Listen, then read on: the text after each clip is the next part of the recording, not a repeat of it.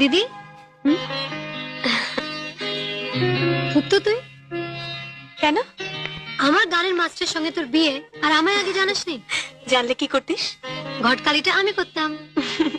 অনেক আগে তোদের বিয়েটা হয়ে যেত। খুব পাকা পাকা কথা হয়েছে না? এ কি? এটা কি? ঠাম্মার হারটা নিয়ে এলি কেন? তোমার জন্য। আমার জন্য? এটা তো আমি তোকে দিয়েছিলাম। তখন তো তুমি বিয়ে করতে রাজি হওনি।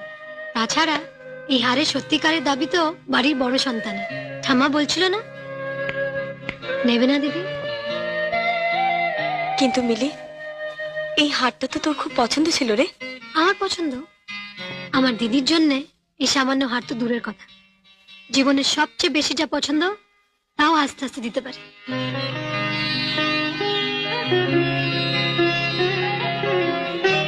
কি দারুণ মানিয়েছে দেখেছ? এ কি? তুই কাঁদছিস কেন? কাঁদছি কোথায়, আনন্দে তো তোর চোখে জল আসে।